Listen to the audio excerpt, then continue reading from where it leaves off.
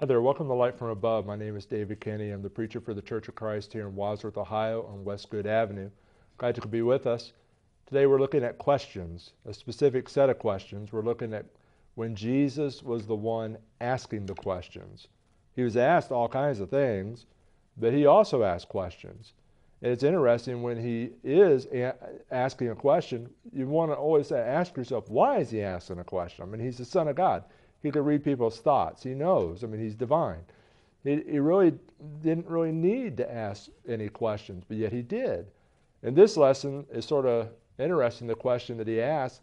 And the question is, who touched me? Who touched me? It's not like brothers and sisters, where one yells at the other, he touched me. He is, who touched me? And so, when we look at the background of it, we'll look at a harmony to give you an idea of sort of what's going on textually and in his life.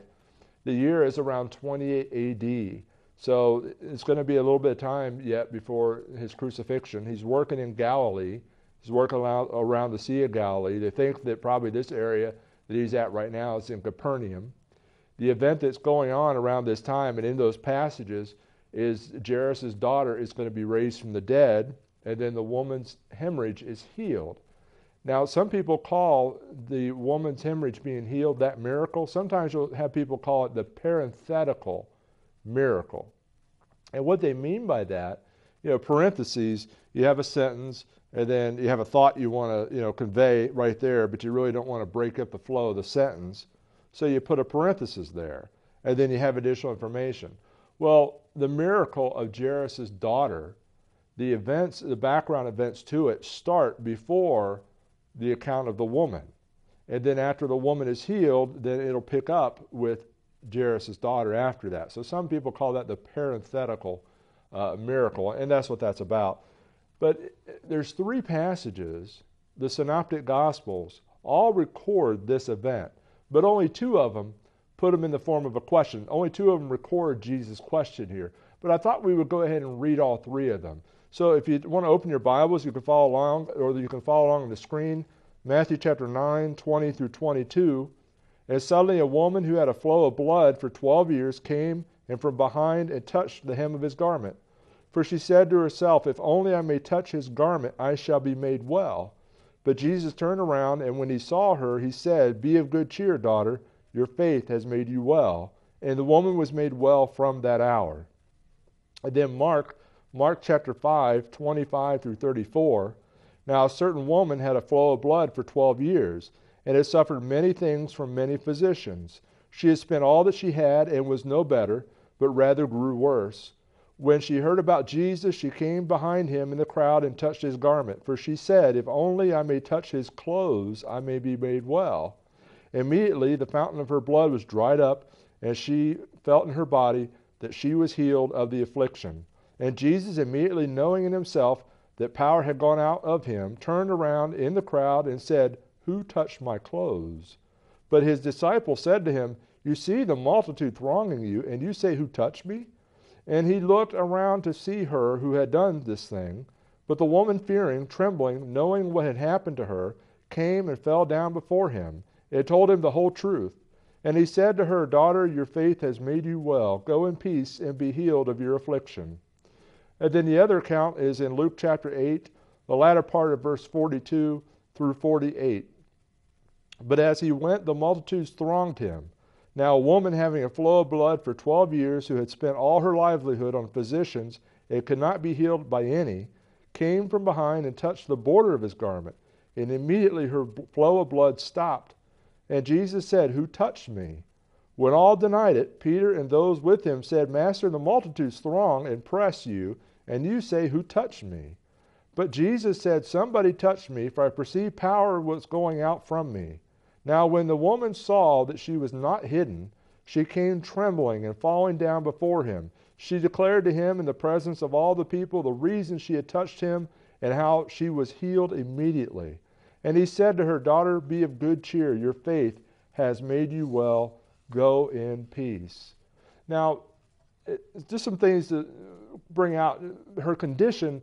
One of the Gospels, Matthew, uses a different term from the other two, but they both mean the same thing.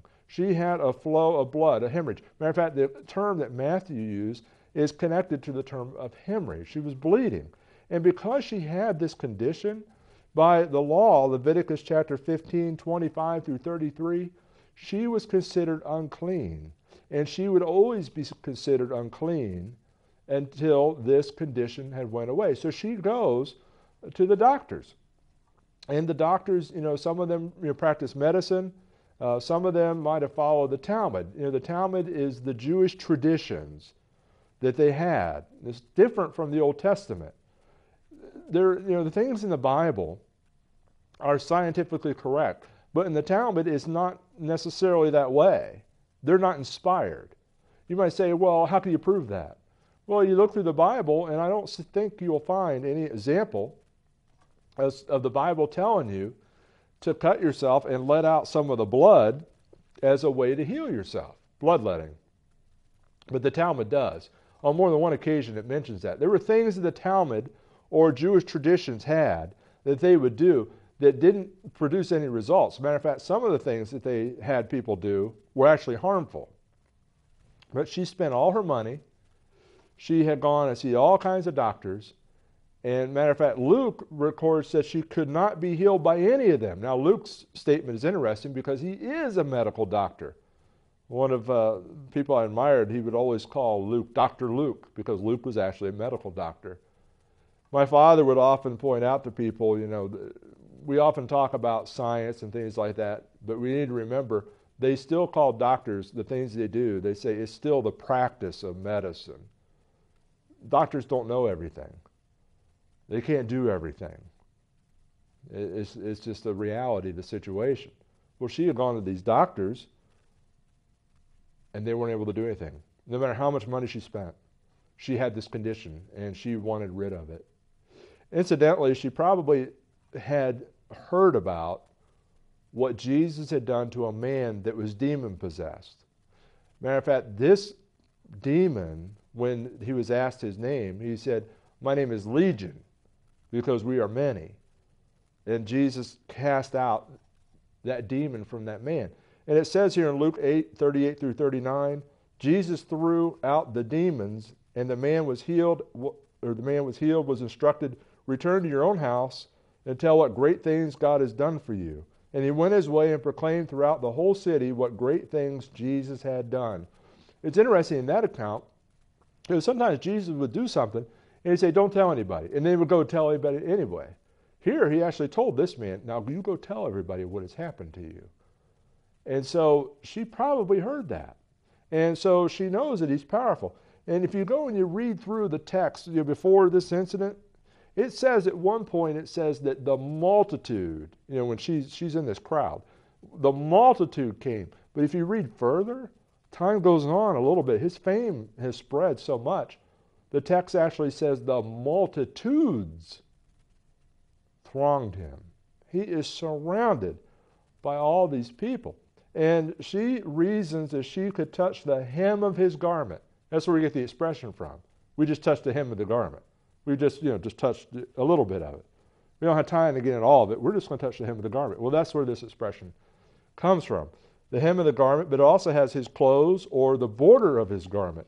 She believed that if she could touch him, she would be healed. Now, what did she base that on? I don't know. But that's what she believed. And she touches him. And Jesus tells the disciples, who touched me? He recognized that some kind of power had left him from this incident. Now, what does that mean? I don't know. But it's a curious statement. When Jesus healed people, power went out from him. Now, what kind of impact did that have on him physically? We're not told. But he was aware of it. And so he asked them, who touched me? And they're like, "Are you kidding us? There's all kinds of people touching you. People can't help but touch you. They're all over the place. Not only are they thronging him, but they're pressing up against him." And they're like, you say, "Who's touching you?" Now, why did Jesus ask that question? One writer, this is Brother David Roper, he made the statement, and this is really one of the things we're trying to get across with the idea of the questions that Jesus asked. He said, often the purpose of Christ's question was not to gain information for himself, but rather to impress truths on others. She touched him and she was healed by her faith. But nobody knew it except for Jesus. She becomes afraid. She's like, uh-oh, I got a problem. Now you might think, well, why should, this is Jesus. Why would she be afraid of him? Well, think about it for a moment. This is the man who cast out demons. It wouldn't be too hard to think about the fact that if he's able to cast them out, he'd be able to bring them back, right?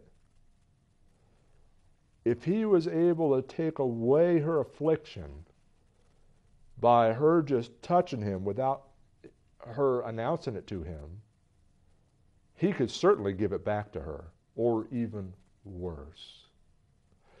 By touching him, this did not happen to Jesus because he's the Son of God, he's divine. But an unclean person touching another unclean individual, you put that person at risk for being unclean yourself.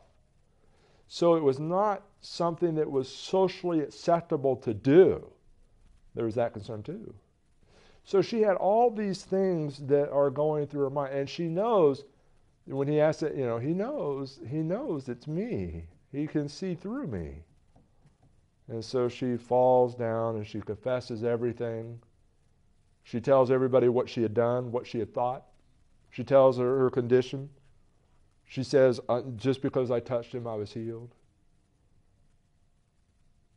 And Jesus looks at her and says, calls her daughter. Be of good cheer. Be of good cheer. Your faith has made you well. That's a significant statement. He tells her to depart in peace. I wonder, and I can't prove this, but it's just something to think about. Remember I told you it's the parenthetical miracle?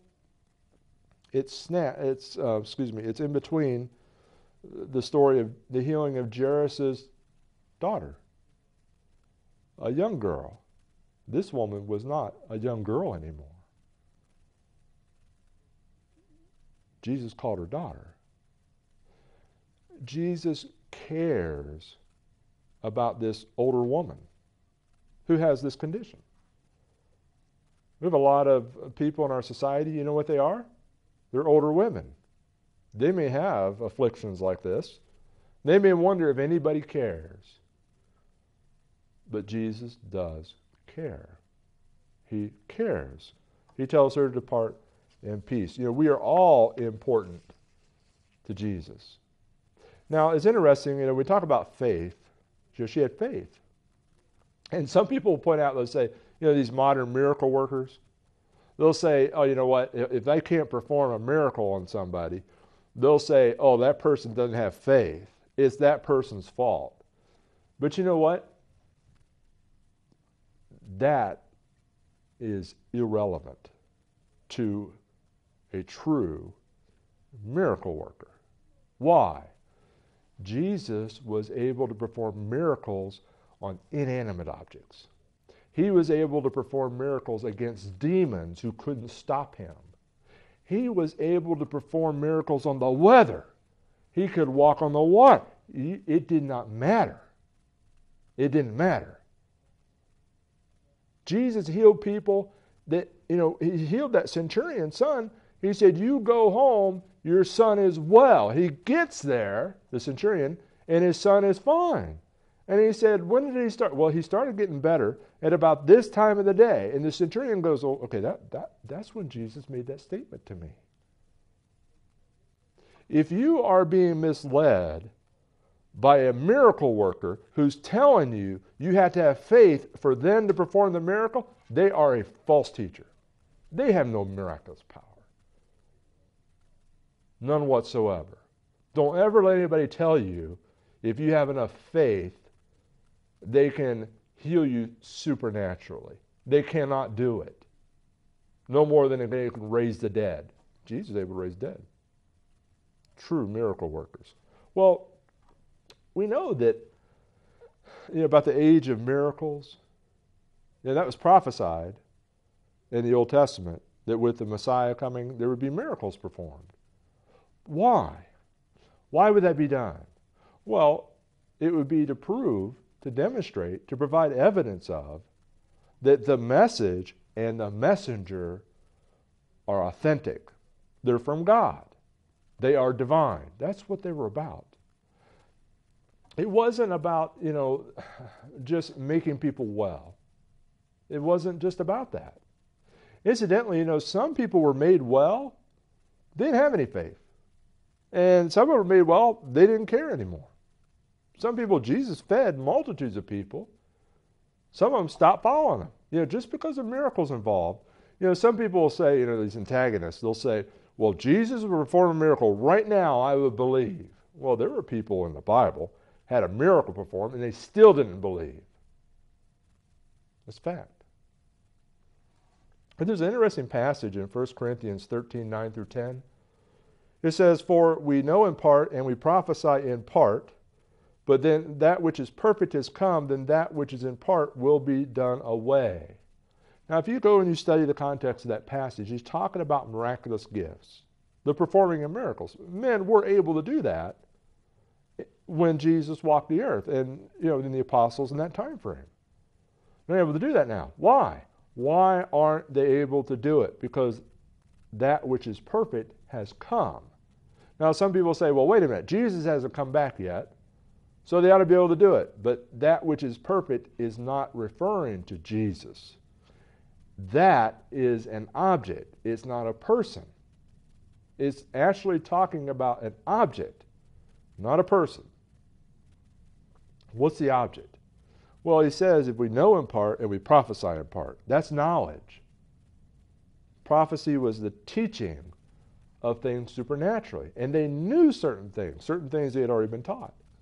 And he said, well, that which is perfect, that which is the complete body of knowledge is here, then the partial knowledge will be gone and the miracles will be gone, because miracles were to confirm the word, the truth of the message and the messenger. A dear friend of mine, and I'm sure you've probably heard other people use this illustration, but Glenn Harris used to illustrate it this way. Miracles are like scaffolding around a big building. If you've been watching the news, you may remember that, the Washington Monument had some damage done to it. And I was there and they had this big scaffolding all over it. You know what they were doing? They were repairing it. They were fixing it. And that scaffolding allowed them to repair that structure. Well, when you're building a building, you use scaffolding. You've seen it, Well, when the building's done, what do they do with that scaffolding? Well, they take it away. They don't need it anymore. Why? Because the building is there. It's the same way with the New Testament. It's the same way with the Bible. These miracles, these gifts of knowledge, speaking in tongues, you have people out there, you go hear them, and you're like, it's a bunch of gibberish. And that's exactly what it is. Tongues were languages. It allowed people to be able to communicate in languages they had not studied. It's not some gibberish talk. Why? Because the land of the Bible was a multicultural land. People knew all kinds of languages. The Holy Spirit gave them the opportunity to be able to communicate with people of different languages. Well, once the Bible was written, they could translate the Scripture. They didn't need tongues anymore. You see, the age of miracles, we don't need it anymore because that message has been confirmed. But, that's hard to accept sometimes. We have people that we love, that we care for, that we wish, if we had it within our power, we wish that we could call Jesus right to that person's side and physically heal them. And that is a difficult, heartbreaking thing to watch somebody we love die. But you know what? Physical death is a reality of this world. I was looking in the bookstore the other day and I came across a biography of Jim Morrison, the lead singer of the Doors. And the title of this biography, I thought it was a little cold, but it was called "No One Gets Out Alive." We all are going to die. We need to remember this world is not our home. Death is all around us. We can dress it up. We can put it in a fancy car. We can schedule parades around it, funeral processions, things like that. We can do all these kinds of things, all these kinds of memorial service and all that, but it's still with us. Remember that Jesus, he came to conquer death, and he came to conquer the fear of death. In Hebrews chapter 2, 14 through 15, it says, "Inasmuch then as the children have partaken of flesh and blood, he himself likewise shared in the same," talk about Jesus, "that through death he might destroy him who had the power of death." Now, who is that? Who has the power of death? Satan does. You may say, well, how do you know that? Well, let's keep on reading. That is, the devil. "And release those who, through fear of death, were all their lifetime subject to bondage." People were afraid of death. And Satan was using that power to enslave them. And Jesus took that power away.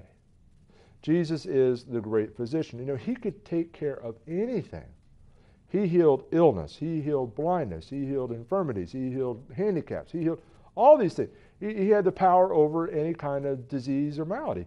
He had the power over Satan and the demons. They could not stop him. He had the power over death.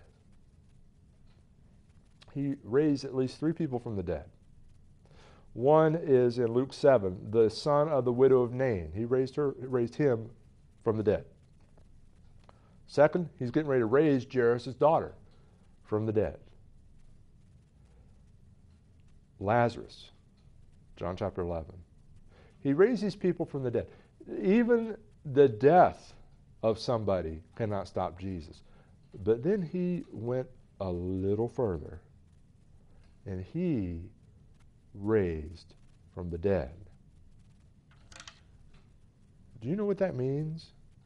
Do you really know what that means? What that means is he has the power to raise you from the dead. If he has the power to raise others from the dead, he certainly has the power to raise you from the dead. And if he has the power to raise himself from the dead, why do we have to fear death? I'm not saying it's not a concerning time or anything like that, but we don't have to face it with dread if we're Christians. He has that kind of power. In Romans chapter 8, 31 through 34, notice these words very carefully. "What then shall we say to these things? If God is for us, who can be against us? He who did not spare his own son, but delivered him up for us all, how shall he not with him also freely give us all things? Who shall bring a charge against God's elect? It is God who justifies. Who is he who condemns? It is Christ who died and furthermore is also risen, who is even at the right hand of God." And notice, "who also makes intercession for us." You ever read the Fox's Book of Martyrs? It tells about all these different people, and there were all kinds of people, we have no idea who they are, that were killed for being Christians. And brutally. Why did they go through that? They could have got out of it. Some of them could have got away. Why? Well, they're close enough to the time frame where they knew Jesus raised from the dead. He raised people from the dead. He has power over death. I trust in him. I don't have to be afraid of it. Do whatever you want to with me. Who touched me? It is well worth our while to dedicate our lives to the one who has the ultimate power over death. Thanks for watching our program. Before we close our program today, we'd like to take a moment and review this roadmap to heaven with you since the matter is so serious. There are many incorrect set of directions out there, and sadly, so many people are following them. For example, some people have been given wrong turns. They believe things such as faith only, works only, or grace only. Or some attempt to change the order of the turns, being baptized before they even believe. Some people fail to realize what point they are on the map. Don't even open their Bibles yet, and they think they're saved already. As a person travels in a car or takes a hike, it has to follow the proper directions, so we must follow the proper directions to heaven. Let's take a look at the directions on our roadmap to heaven here. You have to look at these passages in your Bible for yourself. We'll just list the steps, the turns on the way. First is to believe or to have faith. And then number 2, to repent, to turn away from sin. Number 3 is to confess that Jesus is the Son of God. Number 4 is immersion, or to be baptized, which is a burial in water to have your sins washed away. And then you're added to the church by the Lord, not by a group of people, or not by giving some kind of testimonial experience or things like that. And then once you're added, you need to serve and worship the Lord faithfully all the days of your life. And the key word's faithfully. You don't waver. And that's very important. We need to keep in mind, too, that in Noah's day there was a big flood, and only people in the ark were saved from the flood. The same is true today. There is no salvation outside the Lord's church. Where are you on the roadmap to heaven? Thanks for watching our program. Please let us know if we can assist you with further information for your journey.